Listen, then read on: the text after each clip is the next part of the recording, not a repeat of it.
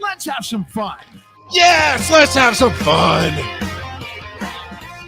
Oh, welcome to Wise and Nerdy, where fatherhood meets fandom. And we're having a blast, and we appreciate all of you coming along and participating with us in the live recording and on the podcast. We have a lot of awesome stuff there.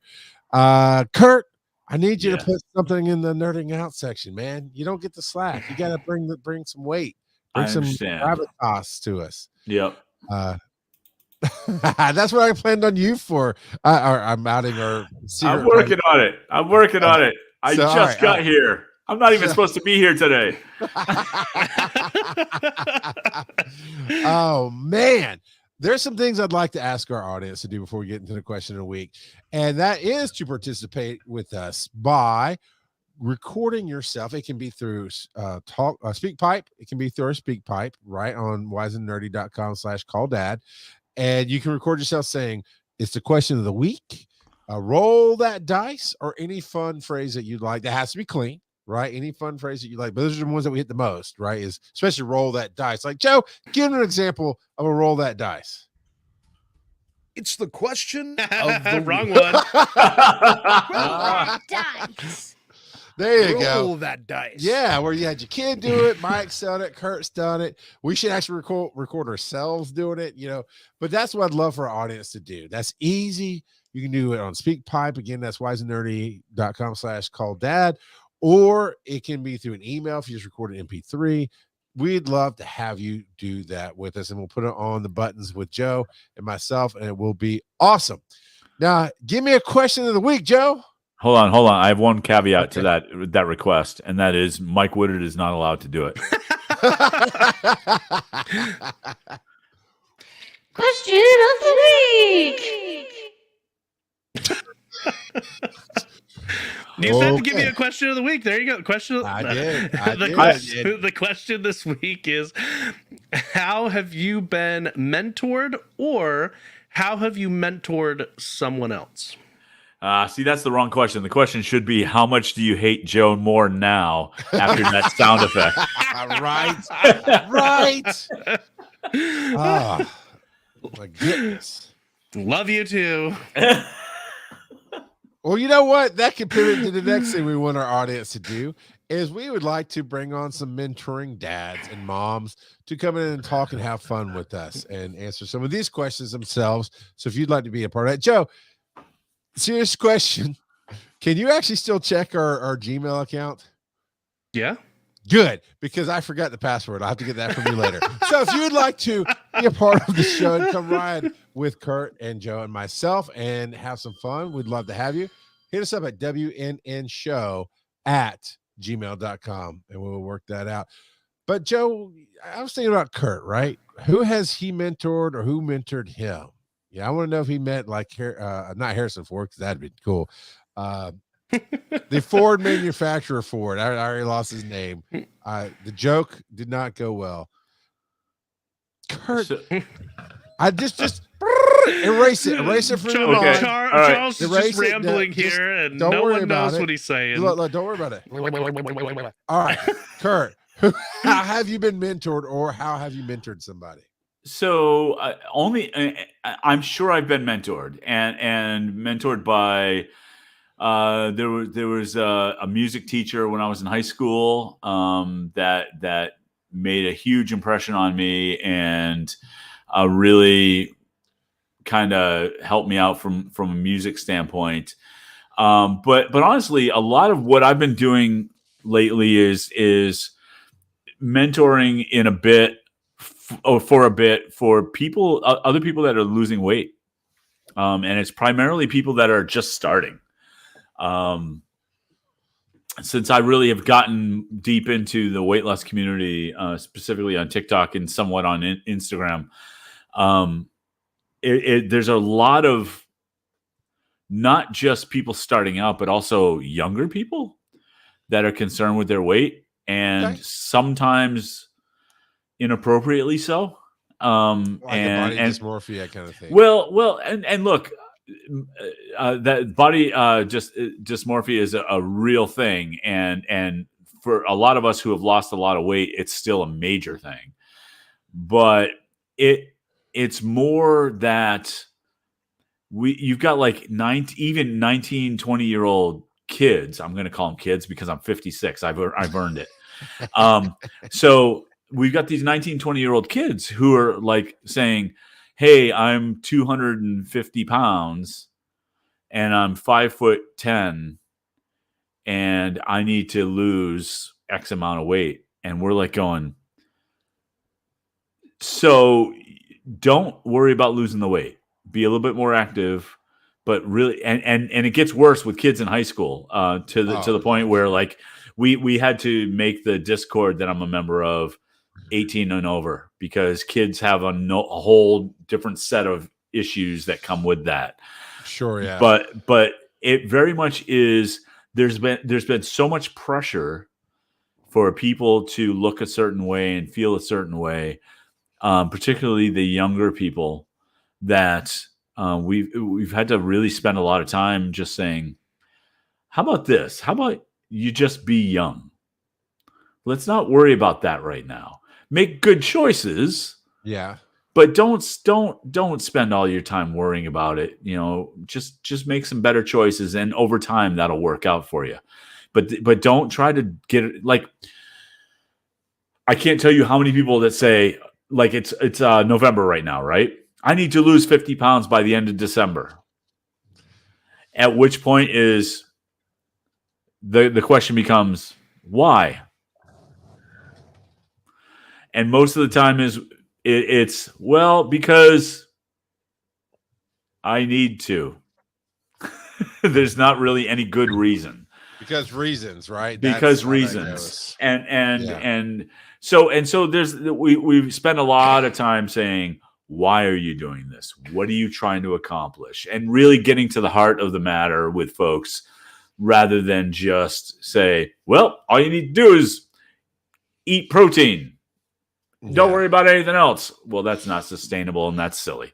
Raw liver king, right? Yeah, exactly. And so so that's been honestly most of the mentoring that I've been doing from that side of things. I've actually been mentoring a person in our company who is trying to be more of a leader within the company, and so it's because I've got a lot more experience than they do. You know, I there's a lot of, I'm running into this problem with this person. Well, have you tried this? And have you tried this? And what I end up saying is, in my past, I've had to deal with that kind of a person in this kind of a way. And here's some places that it did succeed, and here's some places that it didn't. Joe, what he really says is, no, I deal with two knuckleheads like that every Thursday night. Go watch this video on how to deal with them.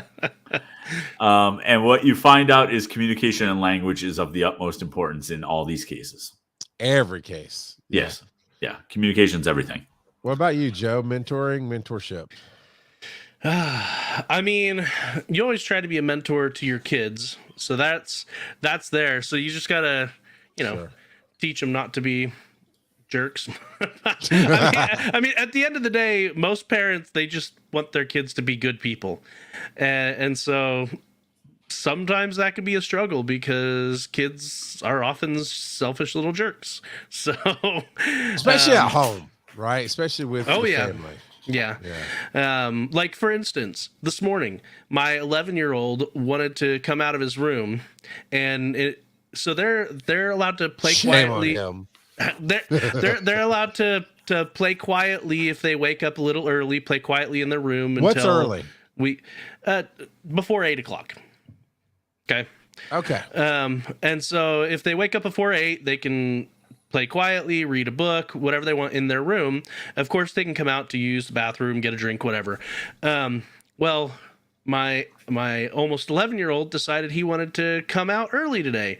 So he goes over to the 4-year-old's room and pounds on the door to get him to make noise in the monitor that we have in there to wake us up so that we would come upstairs and he could come downstairs. Wait, why do you have a monitor in your 4-year-old's room?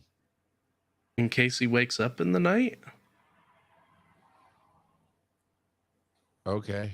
Charles is just like, after like a year old when they were sleeping through the night. Monsters went out the window for me. We just still have in there. Actually, we haven't really talked about when to take it out. It's probably not far true off. Story. I Yeah. got up one morning back when the sound systems were the big separate boxes and you had to hit this button and turn this on. There's 4 remotes and all this jazz. I came out to my 3-year-old watching Sesame Street or something appropriate. And I'm like, did your older brother or sister set this up for you? He's like, nope. And he had figured out on his own how to turn on everything and keep it low enough not to bother anybody. So, yeah, I mean, he would have figured out how to disconnect the baby monitor by the time he was 4. That was kind of our experience too. I think we had a baby monitor for definitely my son.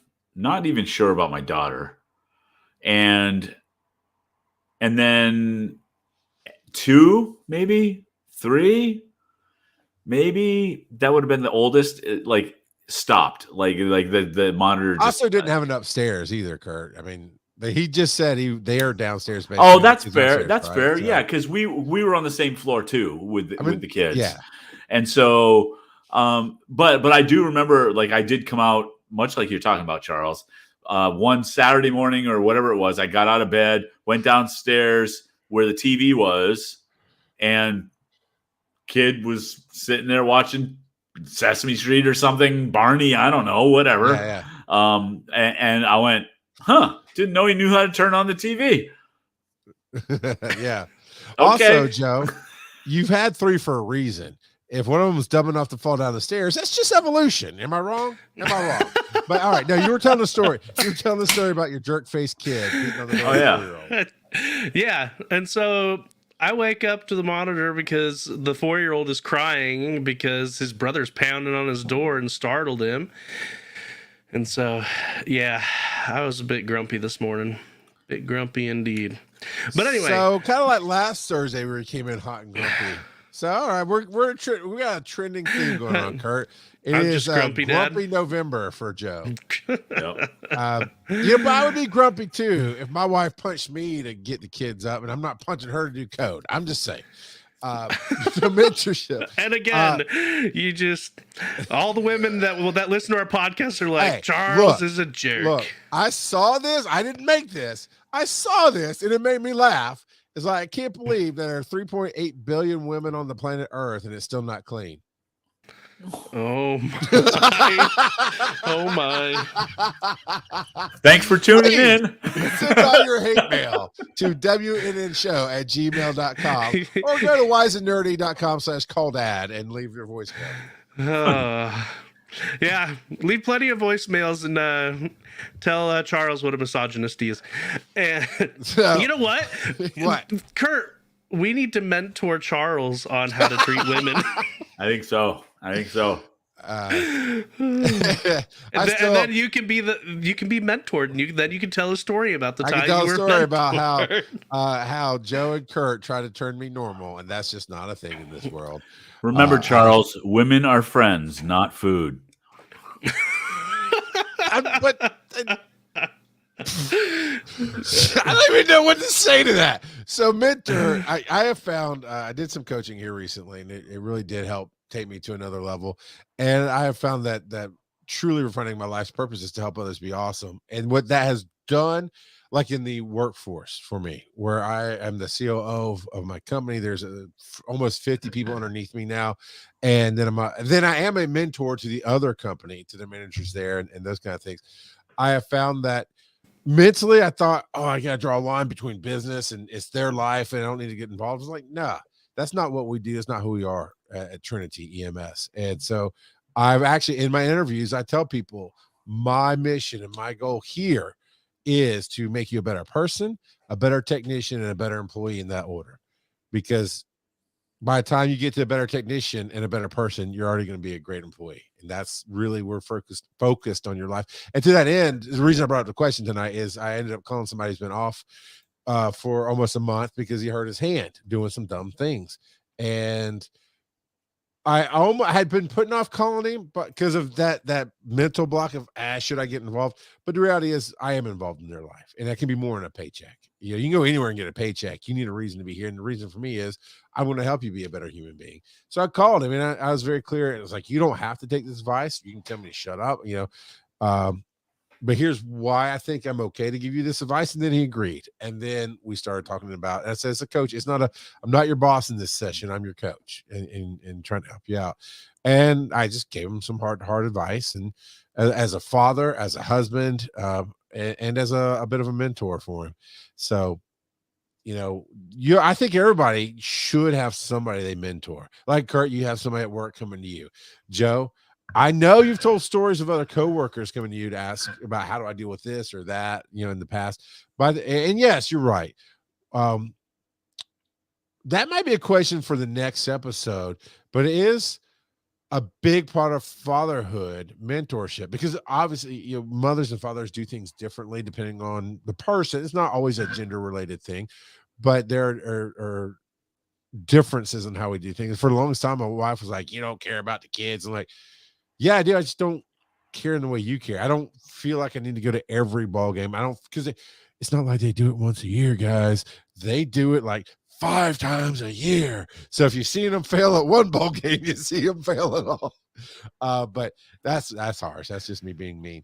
But anyway, we'll bring that up on another show. I think it'll be fun. Because here's a statistic that I heard, haven't validated, but I will. It's not a joke. It's a thing of how, I want you guys to guess.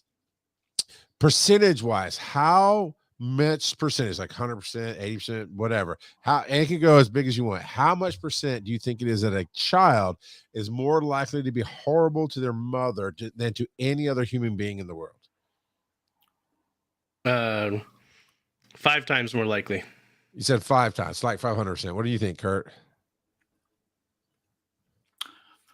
37.3. Again, it was on TikTok. It seemed to be very legit. It wasn't like a flyby meme. It was 2 people talking, promoting their show or whatever, as you do on TikTok with the clips. 800% was the number. It is 800% more likely that a child, because of that relationship with the mother and the relaxation, I guess, because you're talking about, you know, at home, Joe, I think it was you that said, you know, there are going to be more jerk faces than now. And wait, I mean, your 11-year-old's probably showing it now. It's probably better at school or better at church or better for other people than at home sometimes. And you'll see that more and more. But yeah, moms get a little rough. And I've seen that in my own kids, and they'll be me. Like my son Ryland, he went through a phase where he would mouth off to her like nobody's business. And the second he even came in the house and he knew I knew, but he didn't say anything to me. And I don't think it's because I'm stronger than my wife. I think it's just there's a more of a comfort level that can be negative. Kurt, you had something. Yeah. So I kind of hate stats like that. And the reason I hate stats like that is because 800% more likely sounds really crazy. Like, oh my God, everybody's going to be terrible to their mom. However, 800 times more likely than what? Like if and like maybe let's say their dad. Well, maybe. I don't know. Yeah, right. No, that's why I'm saying it's a terrible stat. Sure. I'm not even blaming you. I think it's just I hate it when people do stuff like that. Yeah, okay, I got you. So it could be like, let's take Joe for instance. We know that Joe hates his mom, right? So that's right. All we hear about is Pappy NASCAR. We never hear about Mama NASCAR. No, but let's say Joe's inclination. I love his face right now. Yeah, but let's say his inclination is to be to treat his dad terribly by 5%. No, like 0.5%. Let's say 0.5% more than any other normal human being. Okay. All right, and let's say that's what Joe has shown. If those stats are correct, then Joe is now 800% more likely to treat his mom worse than his dad. Which right? Make it what? 40%? Like every 40% of, and what does even that mean? Like, is it that 40% of everything that comes out of his mouth is terrible towards his mom, whether she's there or not? I mean, you know what? You're right. I know it's just a weird stat. It's just but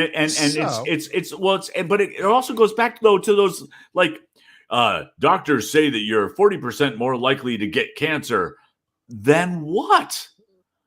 Like than shot by your neighbor? Maybe. You know? I don't know. So to that stat, I would love to hear your stories. Moms, write in, call in, talk about. Yes, you love your kids. We're not taking away. This is a positive show, but do you feel like, and that could be our question on Spotify. Do you feel like somebody's watching you? Oh, sorry. Only 2 people tonight, but we love it. Do you feel like that stat is as a mom? Do you feel like that stat's right or wrong? And as a dad, do you feel like that stat's right or wrong? And that I would like to hear your stories on that. But let's hit a roll that dice, shall you? Shall you? Roll that dice. Oh, that's such a beautiful voice. I wonder where that came from. What are don't you know. nerding out about now? What are we nerding out about now? Thank you, Kurt, for asking. What are we nerding out about now? And since you asked so nicely, let's start with you again. What are you nerding out about? So Brought to you by Diet Coke. Brought to you by Diet Coke. The taste that quenches. So 800% more than something else. Yeah. So I'm split this week. Retro gaming and Demon Slayer update. So retro gaming, I bought a thumb drive off of AliExpress. Joe wrote Diet Coke quenches your thirst 800% more than your mom? Question mark. That's not a thumb drive. That's a thumbnail drive. So it's a shiny mirror and it's tiny. Yep, it's tiny. It's like 128 gig, I think. Yeah, 128 gig. And it's got, I don't know, 40,000 games on it. So I am in the process of building a retro gaming machine. And the RetroArch. Yep. In fact, RetroArch is scanning the folders as we speak.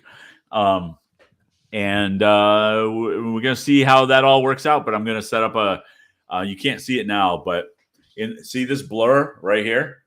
That blur right there is my weight bench. And there's a button you can turn the blur off. Yeah, technology. Who understands that? And over here, which you can't see yet, is where I'm going to end up putting my big TV for my retro gaming PC. And so I'm going to be building that out. No, dude, you got to get a tube, a CRT. Come on, man. Screw that noise. This is now the 21st century. We don't have to deal with tubes that weigh 1,000 pounds anymore. Unless you want to play Duck Hunt. Even now, there are some light guns that'll work with the LED TVs. But Duck Hunt is overrated. Fair enough. Hot take. If you're gonna play a light gun game, then you play Time Crisis. So, you're my boy, Blue. You're my boy, Blue. That's the only machine I've ever wanted because I wanted to step on the pedal for my character in the duck so I can reload and get back to it. Love that game. Before I get to Demon Slayer, I will tell you that I worked on a Time Crisis game for the mobile phone. Okay. Did it ever come out or no? Oh yeah, it came out, but it was pre-iPhone Android. It came out on the Motorola Razr and a whole bunch of those phones. So the way they did it, So if you look at the keypad, that was each of the 9 segments on the screen. Okay. And so you would tap and shoot. It worked better than you'd think it would. Okay. And it was kind of still terrible because it was so small. But Time Crisis worked because it was on rails. You go on rails to the joke sections. in there. But All right. Yeah. So there's that. Now, Demon Slayer. Someone finished the Mugen Train arc, right? I did finish the Mugen Train arc. I am happy to report that I cared more about Rengoku than I thought I was going to. Right, Mr. Rengoku. Thank you very much. Well, look, spoilers, but dead Rengoku. So You can't just say that. That's like a permanent no saying that. I'm 56 years old. I can say what I want. Okay, Spoiler, daddy. Yep, spoiler daddy. That's fine. Okay. And so so what I mean the thing is now I'm in the entertainment district Yep. arc and I will tell you guys were absolutely right in terms of the art style improving over time because season 1 to the Mugen Train I understand it was a movie. I don't care. It looked so much it was better. So much better. And Entertainment District is that just a straight up TV show? Yep. Yeah. Yeah. Just a season. It still held up. Like it wasn't quite as polished as the Mugen Train, but they just had to crank it out faster, probably. Yeah, but really really well done. And I can't remember his name, the flashy Harisha. Oh yeah. Or Hashira. Is it Hashira or Harisha? I can never. Hashira. Yeah, the flashy one. The ninja. They didn't they call him the Sound? Yeah, he's the Hashira. Sound Hashira, but he was trained. Style. Yeah, he was trained as a ninja before he became a demon slayer. Oh, okay. Yeah, I don't remember hearing that, but Uzui. Yes, yeah. And I just got to the point where Tanjiro was fighting the 6th level demon with the belt. Yeah. Which I thought was that I do. Is what we're talking about number 6. Yeah. Number 6. Yeah. Upper 6. Yeah. But it's number 6 with upper 6. Yeah. So I like the creativity in the demon powers. Like I got past they're just vampires thing.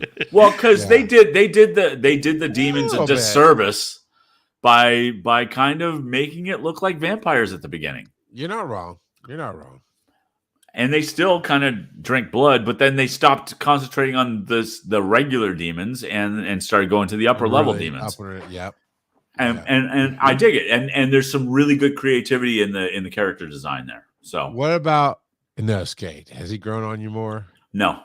My Kurt. You're the most American watcher of anime I've ever met. You don't like Inosuke, and you say everything wrong. So I would love Inosuke because there's moments of really awesome stuff with both him and Zenitsu.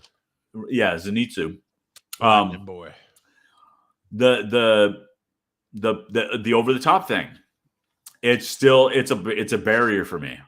Like, look, I understand, dude. You're a little pent up about everybody and whatnot, but settle down. And Zenitsu, it's like, yeah, okay, girls are a thing. You need to get over this. And really start channeling your whatever trance he goes into, because that's the coolest that guy ever is. It's true. And I want to see him be awesome like that all the time. You get more of it coming up. I'm sure, because he probably learns how to channel it, but not really. None, probably. Okay, whatever. Yeah. Okay, you can't do that either, Joe. And yes, they technically are. They are technically in the Swordsmith Village, but Kurt, the 4th season is the Swordsmith Village, which is also a movie first, cut up into episodes. And no, Inosuke and Zenitsu are not in it very much. But Joe, to your question before, when we saw the movie poster before, have you seen now the entirety of the Swordsmith Village arc? Oh yeah. Okay. Zoe and I ended up binge watching that this week. We just had some time on our hands and just kind of burned through it. Yes, I'm very disappointed. And my boy Inosuke is not there. He's not there. And we get a bunch of new characters, which were fine. And they didn't explain some things as much as they have in the past, but that was okay. But yeah, we finished that arc. So we're both very not sad because of how it ended. We're sad that we literally have no more to look forward to. We're 100% caught up on everything that's out right now. So it is. Well- So wait, Entertainment District's third season, correct. and then there's only one season after this. Yeah. So far, and they will make more. I mean, it's not only making huge money around the world, it's got a massive following in Japan, or Central. I'm assuming Japan, but I may be ignorant and mistaken on that, and I apologize. But like Kurt, I don't think you're on when we were talking about it, but he did this Fathom event where I took Zoe to, that was Demon Slayer Live. We're like, whoa, what is this? But they have such a following that they have their Demon Slayer has its own convention. It's not mixed in with anything else. It has its own convention that people come to, and the voice actors, the original voice actors, are there on stage, and they went through the Mugen Train arc, a live reading, and it could. I mean, the graphics they put a huge screen behind them. There's a real train there, or not a real train, but it looks like a stage train there, and there's a what's the name of the little hospital village they go to get well each time? Whatever that is there's a stage of that. So they're reading their scenes and improvising some things. What? I keep wanting to think it's wisteria, but that's the type of tree that's around them. Yeah. It's not. Well, and there was that Wisteria Temple or Wisteria building or whatever it was, but that wasn't. What it is, but I don't remember what it's called. But yeah, that place. But here's the thing: this auditorium that they're doing this live, they do it for 2 days. They did the Mugen Train arc, and then they did Entertainment District live reads, and they're good 2 hours long with a break in between where the actors talk to each other and kind of interview each other. It's cool. 3,000 people pack that place out each day. Wow. So we're definitely going to get some more. It's just going to take a minute. They got to write it and animate it, but it's. I think you might predict where it's going once you get into the Swordsmith Village, but it takes some interesting turns. So does this series follow the manga? I haven't read the manga, but I would assume so. Well, and the only reason I wonder is because it seems like there's a lot of books. Like 23. That can be really misleading, especially with manga, because they tend to put multiple books into a single season. That's what I'm wondering. Yeah. Yeah. So I haven't looked up to see how much more source material they have, because that has been a problem in the past. Like, for instance, Full Metal Alchemist. And there's 2 different versions of it. There's the 2003 version and then the other version. And the earlier version, they caught up to where the source material was, and they decided they weren't going to wait and did their own story. Whereas then they made another anime, Full Metal Alchemist Brotherhood, that actually follows the source material. That's what the difference is. All right. Yeah, both of which are fantastic series. It's just very interesting to see the differences. So they start off very similar. And in fact, Brotherhood references some events that they never showed, but they showed it in the other anime. and so, yeah, very good, very good. If anyone does watch Full Metal Alchemist, the 2003 one, the earlier one, make sure you watch the movie that follows up the series, because it's a huge cap end to the story, and it has a better ending than the anime did, in my opinion. And I'll say the live action movie was really good.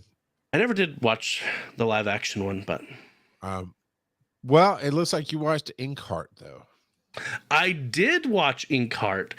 So I was browsing around Max trying to figure out something to watch this weekend, and ran into Inkheart, and I'm like, hey, boys, you want to watch this movie with me?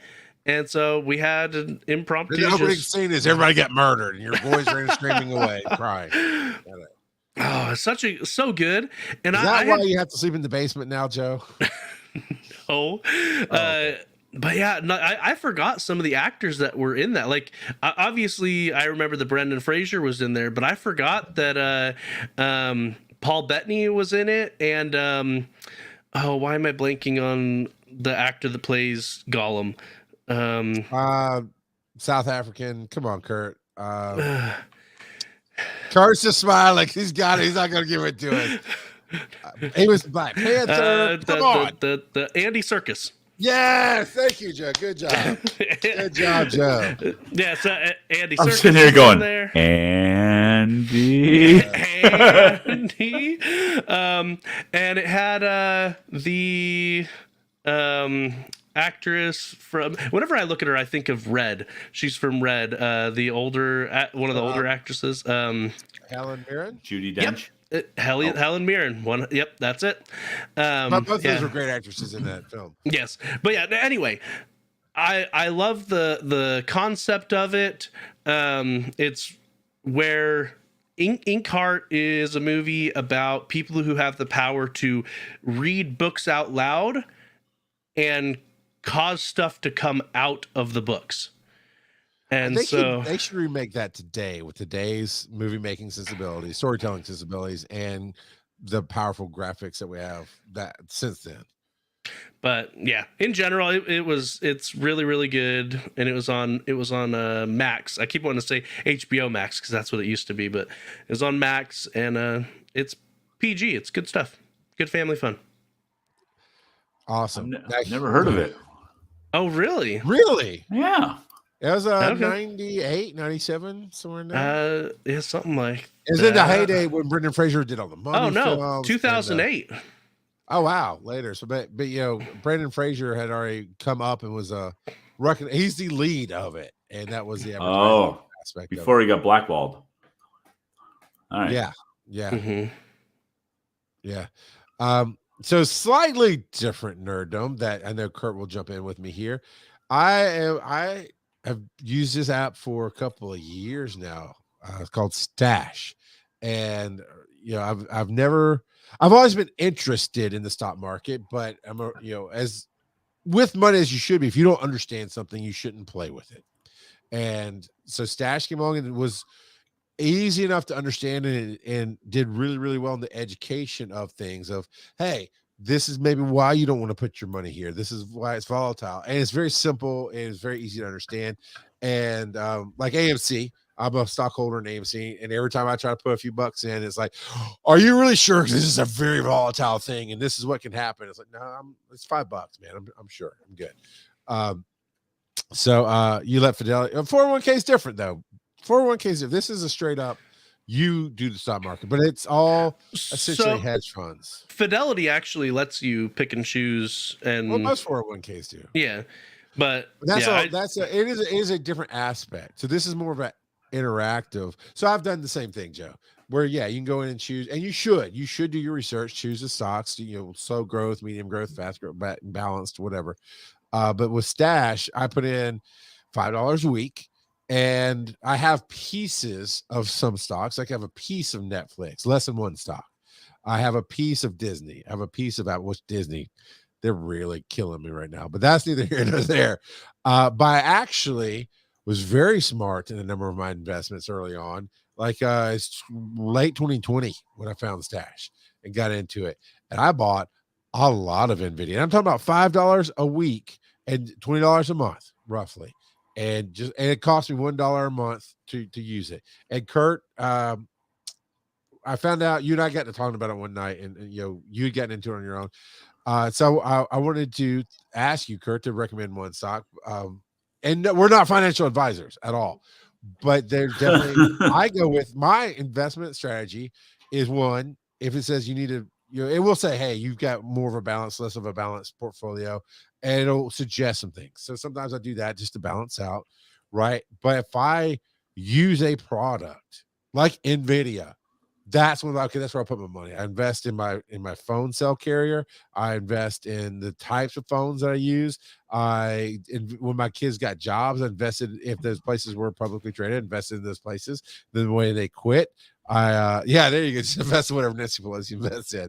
And it's very low risk, and I've done pretty well. But I got into NVIDIA in 2020 when everybody was starting to buy all these video cards and do everything from home.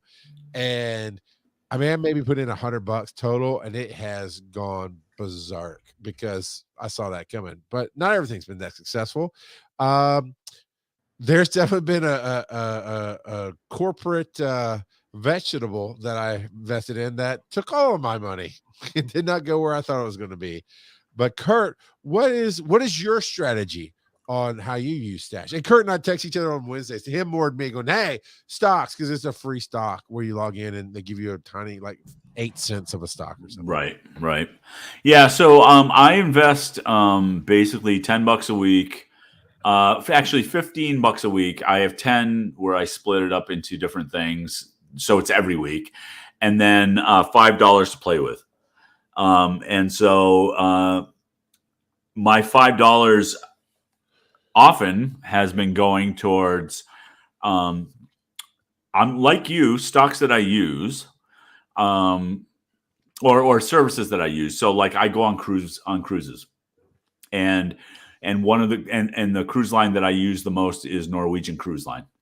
I think I got some of them too. Yeah. Yeah, and so for them, because even though they took a big dip right after COVID, it doesn't matter. I mean, they weren't the company wasn't going under, so that's one thing. Right.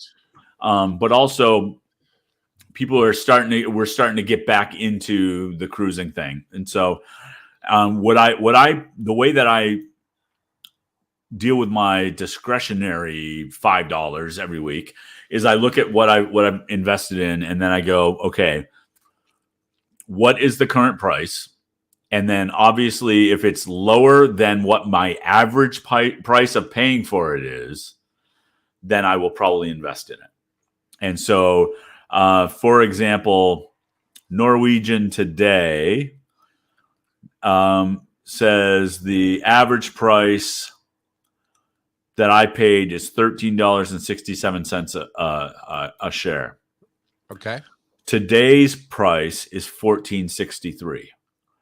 So Okay. I am not going to spend more money on them because it's over my average price. Gotcha. So that being said, I have invested heavily in corporate cannabis. And the reason is because I think it's a foregone conclusion in the United States that it's just going to become fully legal in a lot of places. But it had a hot streak and is pretty much at a dip right now. So my position on that is my average price was $3.90 a share. And today it is at $2.98 a share. So I would probably throw money into that today. I gotcha. So only because I believe things like corporate cannabis at some point, marijuana is going to be legal everywhere in the United States, I believe, which means it will be taxable in most places, which means corporations have to raise the money somehow, and people are going to buy it. So the more available it's going to be, I think the price is going to come up. But again, that's a bet on my. It's a gamble, and it is always a gamble, right? Right. I mean, my funds got up to I'd earned $600 based on what I invested, like $600 on top of what I've invested. Then at one point it got down to not quite double digits, but very close, and now it's back up. So it is definitely a gamble. You need to be in there in the long run. The only time I sold, actually, I got a piece of Twitter before Elon Musk got it. So when he got it, they bought everybody out. So I actually made it. I think I put in $10 and got almost 60 back when they forced bought me out. But other than that, I think I sold one where I just didn't like the company anymore.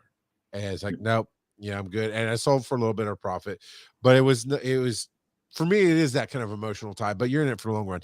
I knew when we were coming out of COVID, it's like, if Delta goes under, the least of my worries is losing $50 on them because the whole world's going to change.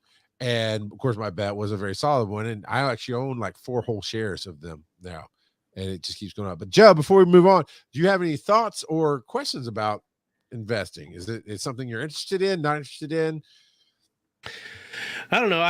Whenever I think of little investment apps or whatever like that, it makes me think of Robinhood and the whole scandal that went for a minute, and went down with them, where they were blocking people from selling and buying during that whole meme stock. Well, the market was being manipulated through them, basically. Yeah. Yep. And so, but they had shown themselves or conveyed themselves as this open platform where people can just come and sell and buy, and then they were restricting people. And so I haven't checked on them in a long time, but I would be surprised if they recovered from that PR disaster. I think they're still going okay. I get an email from, because I was in it for a little bit before the GameStop stuff and realized I didn't want to be there for various reasons. So, but what would have been funny when I asked you all that, it's like, Carrie, you got any questions? If you just hit roll that dice, that'd have been hilarious. Just say. It didn't play. I thought you were going to hit it. No, I decided I didn't want to. Roll that dice. We already did that one. I'm just waiting for him to drop the atomic bomb. Daddy, can't tell me a story. All right. This one we started talking about at the end of one of our episodes. Like, man, we really got to do a whole thing about it. Dating before we got married. And let me tell you, patrons, if you're not a patron, you should be, because the stories at the end of these shows, they go deep sometimes. And Joe, Joe was telling stories that made me blush a little bit. So, all right, Joe. Okay, real quick, round table. Kurt, how many people did you seriously date in a relationship before you met your wife? None. None. Ask me, Kurt. How many people did you seriously date before you met your wife? 2. And by seriously date, we're talking about deep South Baptist religion, not the full preacher's kid where you go around being a dirty person. But, you know, kissing was a weird thing. I really was in a relationship trying to figure out where we're going to go. Yeah. 2. That's it. So, Joe, how many serious relationships were you in before you met your wife? None. Okay. Now new question. Kurt, how many people did you just go out on a first date with before you met your wife? Oh, yeah, you're itching a little bit, Joe. You know it's coming. It doesn't matter. You know, 3. Let's say 3. It might have been 3. I was 15 when I met my wife. Oh, that's gonna be a great story. I don't think I realized the age on that. So for me, it was. I mean, maybe 4, counting the 2 relationships. Maybe 4 people total. So Joseph _Ard, how many people did you go out with before you met the amazing and lovely Kelsey? 30 ish. That's the number you have to think about. That is a jersey number. That should have been your number on the back of your Wise and Nerdy jersey. Yes, I went on a lot of first dates. So did you kiss them all? No, definitely not. How many did you kiss? Only 27. Other than my wife, I have kissed 4 other people, 4 other women. So, but yes. Okay, I only because I know other people are thinking it. Are you counting your mom and your grandmother? No. Oh No. my God! Kurt. All right. And I'm also not counting like dares either, because I've told the story here where I was dared to. Charles's face got all big. Where when I was like 6, I was dared to kiss the neighbor girl and given a box of a big old thing of red vines to kiss her. I mean, come on, it's red vines. It's baby. red vines. I mean, yeah. Yeah. And when you're 6, you can't turn down the red vines. I mean, if I'm including like truth or dare sessions as a teenager, it would jump to 8 or so, but. Out of the 3 of us, who saw those numbers coming? I need to start the Quantum Leap program. I will be right back. You want to jump in each of the girls he's dating? Well, no, God, no. But Oh, no. I got to go see what's going on. Right? Man. Okay, out of this is a tell me a story that we'll keep bringing around because it's fun. So this just got set up. But Kurt, I don't think when we were talking about this in the Patreon stuff that I realized you were 15 when you met your wife. Yeah. So tell us that story. So obviously at 15, you're not going to have dated a whole lot of people. No. So yeah, I was a high school music student, and for 3 summers in a row, I would go to a local university where they would do a music camp where high school students would go and stay at the university in the dorms for Just 2 one weeks. time at musical camp. I know. Whenever the band camp thing came up, I got stories. Kurt would be the most pure out of all of us, Joe. Come on. So the second year I was at band camp, I met my wife, and we kind of hit it off, but she was dating somebody, and I wasn't at the time, and that summer we got done, and it was clear that it wasn't going to go anywhere at the time until October, November, December. Somewhere in that time frame, and starting in December of that same year, we started dating exclusively, and really haven't stopped. So how many years does that make you together? So this year, which is 2023, makes 40 years together. Now, how long? Obviously, you didn't get married super fast. Nope. We got married in 1989, which makes 34 years married this year. And so we dated for about 6 college. So we dated throughout high school, went to 4 proms because she went to a different high school in the same town. All right. And 2 juniors, 2 senior proms. Yeah. Yep. And then she went to the university here in New Hampshire, funnily enough, called University of New Hampshire. And, and you should remember that. All right. And basically, stop, Joe. I lived an hour away from the university, but I would go see her every weekend, and she would come. Or she would come home, but it was only an hour, so it's not even a big deal. And you say that until I try to watch Doctor Strange with you. Okay. Yeah, fair enough. And fair enough. But end of her sophomore year, I popped the question. I had a job. I had a full-time, regular career type job, and I asked her to marry me in the worst possible way that you could do. Come on, tell us. Show okay. us. All right, cool. So I get the ring, and I'm all set. I go, okay. And because I liked to try to be funny, here's what happened. I get to her dorm, and her roommate's gone, and that's cool. And I sit down on her bed, and we're just talking. And I said, I'm not sure that I can keep the relationship going the way it's going.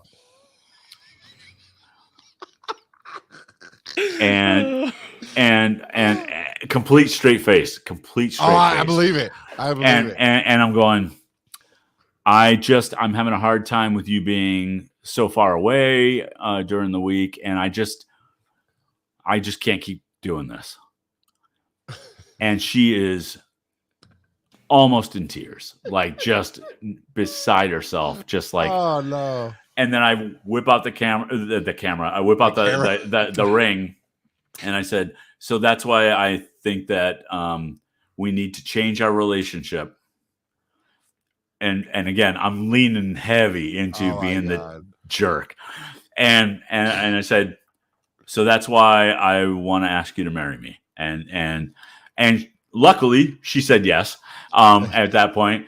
But was it instant, or was it like, you bleepity bleep? It wasn't fully instant, but it wasn't very long. It was more relief than anger. So yeah, and we were engaged at that point. with the intent of we're not going to get married until after she gets out of college. So we had planned on a long engagement. We called everybody that night, like you do. Yeah. Everybody except for her mom said, "Well, it's about time." We were wondering how long it was going to take because we had been already 15 dating for minutes, like 3 or 4 years at that point. Right. And her mom said, "Well, you're not going to quit school, are you?" Fair enough. No, her mom was being a jerk. So yeah. But yeah, and that was pretty much it. And we've been together ever since. And nice. So the high school thing was interesting. Never thought that I would have had a relationship last that long, but here we are. Here you are. Yep.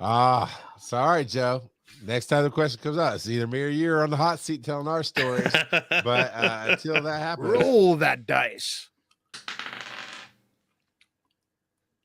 Stay tuned for this commercial break. all right. Can we do it? Yes, we can. Donate to your daddy. Patreon.com/wiseandnerdy. Hey, maybe you should have gotten Mike to propose to your wife for you. And be divorced already? Have a nerdy day. Sorry, Joe. Want to support the show?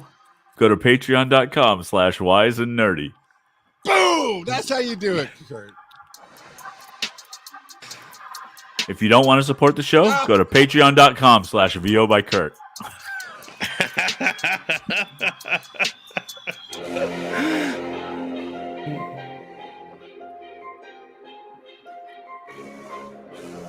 Help me, Daddy. Stop it!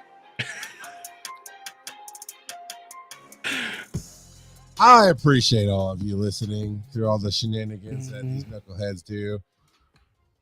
Kurt even tried to be funny, got it right. I love that. So thank you for listening and being here. We got a few more sections to go, so let's roll some dice. Call your daddy and leave a voicemail. wiseandnerdy.com/calldad. It pains me. This is to the pain. Your pain is my pleasure. Can you dig it? We got to redo that. That's what you think We about. sure do. Finally. All right. No vetoes, no changing it. We're getting this one off the plate. Joe, what do you think about corn mazes? Oh man, we are a little bit past corn maze season, but that's okay. That Whose is fault all is right. that? Yours, because I said we can wait till next year to do it. I'm not putting it off for you. It haunts me. It haunts me. This is not even my topic. You brought this. It's true, I did. So this year, I took a day off of work in middle of October and went to a corn maze with my family, with my boys and whatnot. And they just weren't into it. Into it at all. Like they had a bunch of other stuff at the place. Like there was a pumpkin patch, so we got ourselves pumpkins, and there was like an inflatable bouncing area, and they had giant tractor wheels that they could roll around in and whatnot. But the corn maze, they didn't like it at all, which is I found weird because when I was a teenager, my dad used to take us to corn mazes a fair bit, and we loved them. They were awesome. Well, that's because you had bobcats chasing you all through the maze. Right? I kind of picture the Hunger Games where Daddy's riding Harley on one side, the Bobcats on the other, and you guys got to get out alive. Yeah, it was old timey Midwest maze runner. Right? But yeah, no, I love corn mazes, but my boys, like, we were maybe 5-10 minutes into the maze, and they're like, "Oh, my feet hurt. I'm done. I want to leave." Well, we have established how your daddy was a better daddy than you. Wow. What a jerk. I feel like we'll get an angry voicemail about that one. No, I meant to say different. Did I say better? You did. I don't think you'll get an angry voicemail about that because my wife doesn't even know the comparison. She never met my dad, so. Well, Andy doesn't keep wild animals in the house. Your kids are whining about, they can have animals. One, you got to have animals your kids don't. Two, you're pretty cool to hang out with. Your kids hate corn mazes. But I hate a corn maze, so I don't know what to say about that. You hated corn mazes? What about you, Kurt? Do you like corn mazes? Depends. Is the corn still on the stalk? It was at the one we went to. Yeah. No, they still suck. Yeah, no, I've got a love-hate relationship with corn because working on the farm as a kid. Oh my God, me too. Not Joe. Usually it's Joe I'm agreeing with. Me too. Yeah. I love eating corn, but get those stalks away from me because they will screw up your arms. Something fierce. Yeah. So you didn't don't tell me I need to wear long sleeve shirts in the middle of summer. Right. Oh man. So I think I've told the stories about how my mom forced child labor onto us and gnats and so that's part of it. It's not just picking the corn. I had to go back and spend hours outside in the heat shucking the corn. Right. And I hated that. But then the secondary thing is where I live. I'll preface it with the area that I live in. Half butts everything. I wanted to say something else, but I respect Joe. Half butts, and so it's just this. And there's a maze. Oh, look, it's a hayride, which is usually just a truck or a tractor pulling a trailer with some hay bales in it, and you just do a circle in this open field with nothing there. Hated it. The one we went to did have some bouncy stuff. As a parent, I don't care. They actually had an old mock-up little miniature silo with some corn kernels in it that you could play in like a sandbox. Hated that because it gets in your shoes. I don't know, man. It just was cheesy. It wasn't done well. It wasn't. None of the corn mazes I've been to or anything like I've seen on TV, which maybe you even grew up with, Joe, where you can't see over the corn. You can't see. I mean, it's a true maze. You got to figure your way out. Mine has never been that. So maybe I just haven't had the right corn maze experience. Look, a corn maze isn't any good if there's no minotaur in the center. So my dad always went to ones that had actors in there. So we had werewolves Never heard of that. We had werewolves and scarecrows jumping down and stuff like that. So okay. I mean, I'm not into that, but that actually sounds like more fun. Did the one you took your kids to have that? Nope. Okay. My kids are scaredy cats. They are, and maybe I just need to show them more scary movies and they'll get desensitized. Maybe. The rated R version of Inkheart. Start there. Well, stop traumatizing them by not letting them out of their room in the morning.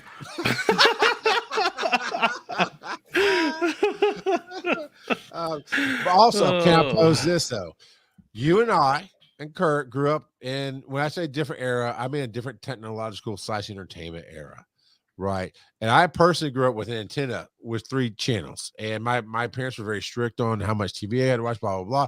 So going out, plus we were poor, so even at we didn't do trunk or treats, that's a more modern thing, but the fall festivals at the churches, just even doing that was an adventure. But oddly enough, growing up in Farmville, basically, where in South Georgia, where I grew up, was all farmers for 2 of the main areas that I grew up in life.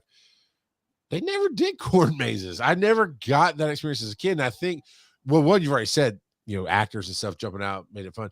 But also, that was an adventure for you where your kids are probably going, I wish this was back on my Switch or Minecrafting or maybe something else. It's just a different plus the one you went to didn't sound as good as the one you grew up with. Good job, Joe.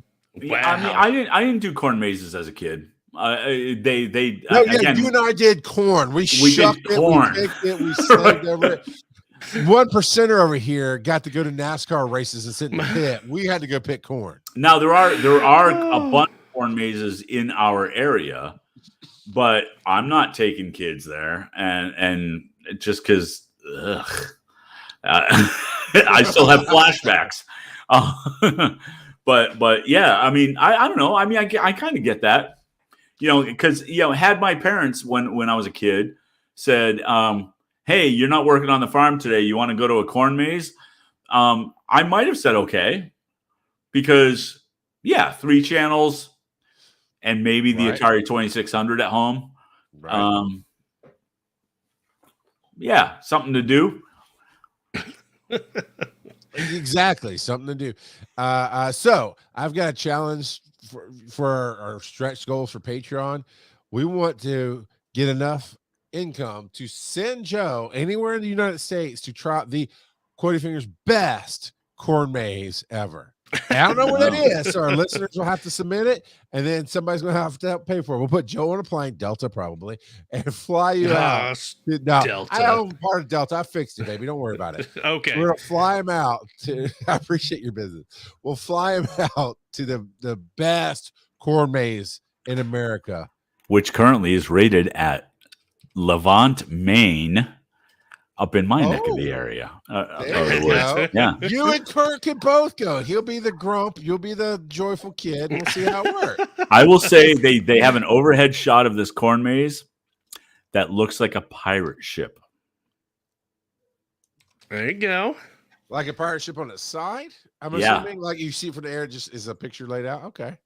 What happens if you get stuck in the crow's nest? That's the best ones. They draw pictures. Right.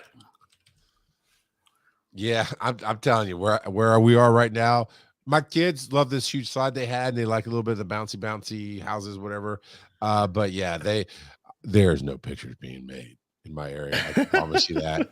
I just posted the picture in Discord. Oh yeah, a pirate ship with a dolphin and everything. Very nice. What was that? That was a dolphin.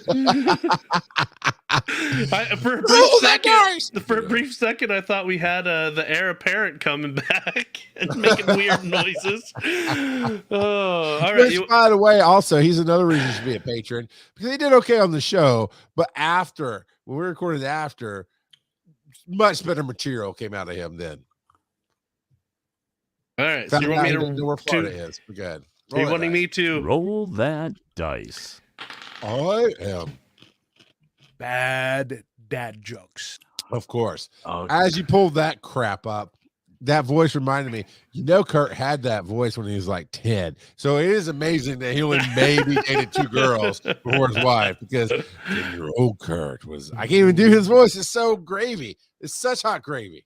Go ahead, Joe. What's your stupid dad joke? Joe, please tell the one that I gave you. Now you're teaming up on me. This is. Oh, it's going to be worse than that.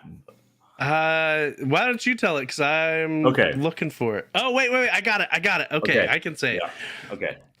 What do you call a fish wearing a suit? Don't know. Sophisticated. Charles's face.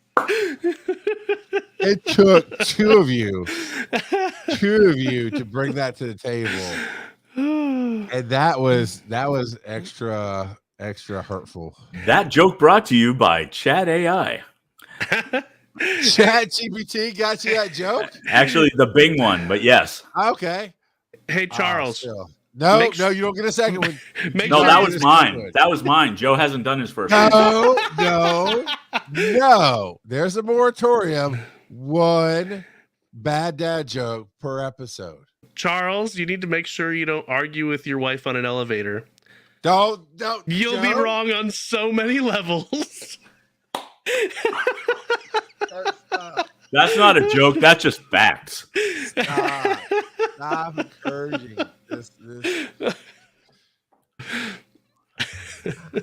I need to know there's people like me out there that the moment these come up, you cringe, but you don't fast forward because you want to be with me in solidarity and help feel my pain, because that was that. You guys seem to have all the confidence in the world. So how do I become more confident in front of people, Joe?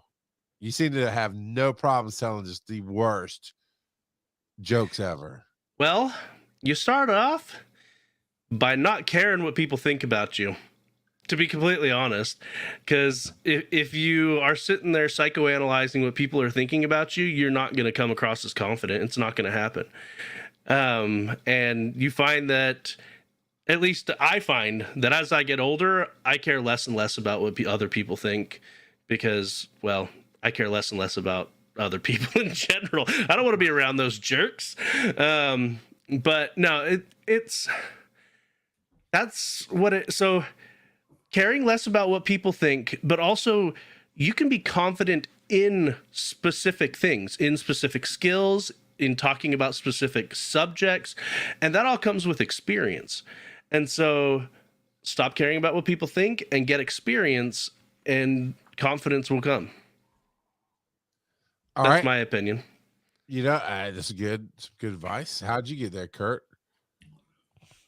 It's actually kind of related.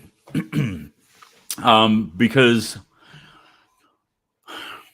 look, I think on a certain level, everybody still cares about what people think of them. However, the more that you get to know yourself and the more that you have your own convictions, strong convictions, the less that you are worried about how those are taken by other people, and thereby boosting your confidence. So, for example, I know what the science says about how you lose weight. And so when I hear other people say, well, my chiropractor told me I need to do this and this and this, I can just say, yeah, the science just doesn't show that. And so here's what the science shows. And do I care about what their reaction is going to be? No, because I'm strong in my conviction. I think the more that you are strong in your belief system, in your convictions, no matter what they are, the more confident you become because that's your truth. All right. Yeah. So yeah, that's just my opinion. What about you, Charles? I mean, I think that's pretty spot on. Mine is just do it. Not just get more confidence, but you go to things like Toastmasters. If you're in a church, volunteer to read a scripture, and never be afraid to fail. It really bothers me when somebody truly says something. I mean, well, factually incorrect is also a thing, but when it's such a blatant mistake, like they meant to say one word and said the other, and they don't acknowledge it. I don't know why, but that's why I always do it in my presentations and stuff. Or if I say the wrong name, like I'm trying to say Joseph, I say Kurt, like, no, you're Kurt, I'm talking about Joe, or vice versa. I will say that in a conversation because it does bother my brain when somebody skips it. They don't even correct themselves. They just say a blatantly wrong thing and just keep going because they didn't even hear themselves. And maybe that's why it bothers me, is you're not even listening. If you're not listening to yourself, why should I listen to you? So practice, but there's things like Toastmasters that was in. I think it's a really, really good thing because a lot of the people there wanted to be better. One guy wanted to become an insurance agent, so he wanted to get better just talking to people. So that's why I was there. There was a school teacher who was over other school teachers. So she wanted to get better at presenting to her group of teachers and educating them on different things that they needed to educate on, that kind of thing. So I definitely say find opportunities to fail forward. And then really, I'm not even going to read that. You're trying to distract me. I'm going to keep going, Joe. Really, and you did type something about you need an ego boosting title like Rock God, right? But that's not a bad thing. T-Pain and Snoop Dogg just dropped a new song here recently. It's all over TikTok, and I'm watching T-Pain. He's definitely pulling from Pee Wee Herman's Big Adventure. Like, he actually put out a separate video that showed the bar scene with Pee Wee and his bar scene and how he's almost word for word and scene for scene recreating that thing to open his video and have fun with it. And I'm going, he's not doing anything special right here. I mean, I like it, but I'm saying I could do that. But why can't I do that? It's because I lack the confidence. And he's sitting there dancing. And it's not like, so you think you can dance crazy, awesome stuff. He doesn't have the vision of himself that I have of myself, right? The confidence comes from your belief in yourself. There's so many people. I got a buddy, Jamie. He will go. I met him through hosting karaoke. He would come every Friday night, and he would drink some Jack and Coke and get his confidence on. And he'll admit he can't sing. He's not there to impress people. He is there to entertain himself, and that was his joy. It's like singing along in the shower, but he doesn't care that he's out in public. And there's some people who would argue that he's a horrible singer. He's not horrible. He's not. Oh my God, great, but he doesn't care. I get up. Definitively, I can sing. I love you, Jamie. I hope you're listening. But I think I can sing better than Jamie sometimes. And I'm just nervous as I'll get out because for whatever reason, I'm putting too much importance on it. So to your point, Joe, of not caring what people think, it's stop hanging so much weight on it. And that's why I built my brand on saying dumb things, making mistakes, and laughing at myself. Because ultimately, if you can take away that stigma, I'm not reading that either, Joe. I'll circle that back to you. You can read that stuff you're typing. But ultimately, it's what we say at Dragon Con all the time. One, take the good belief other people have in you, right? If I say, hey, Kurt, I think you belong on this panel, go, man, he must see something I don't. Let me just get on there and see what happens. Because when people do that, and I've had that happen almost every year, I put somebody nervous on the panel, and then it goes really well for them, right? That kind of thing. So get out there, do it. Let others believe in you and believe in yourself a little bit. And you maybe not care what people think about you, but not care about the results, because today is not the end all be all. All right, Joe, what kind of crap are you writing on the back window of this car as we're driving down the highway of this show? Well, you said that it bothered you when you get names wrong, and so clearly that's the biggest reason why we had to stop Pokemon Go podcast. It bothers me when people don't acknowledge it. Oh my God. And it's incredibly rare to find someone who believes in themselves more than you do, than you believe in yourself. If that is how this is going to go, we're going to end this show right now. But you're right. Thank you for listening, everybody. Believe in yourself like I do.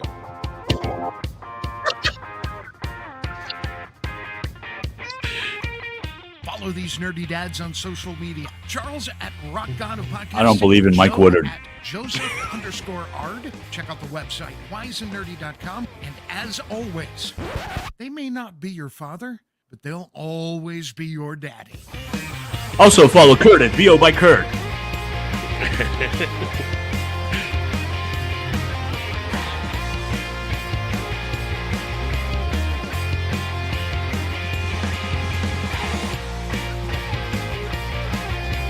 We're the only podcast that didn't talk about the Marvels.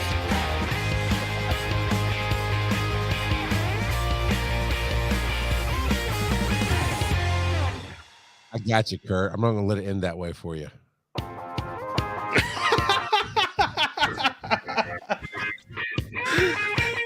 Follow these nerdy dads on social media. Charles at Rock God of Podcast. Joe at Ard. Check out the website, wiseandnerdy.com. As always, they may not be your father, but they'll always be your daddy. And still follow Kurt at VO by Kurt. And still check out This Week in MCU. Am I the butt face?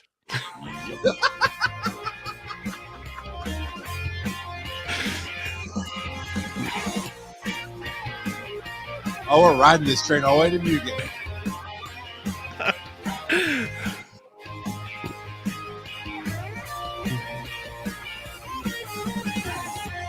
Oh, yeah, Daddy.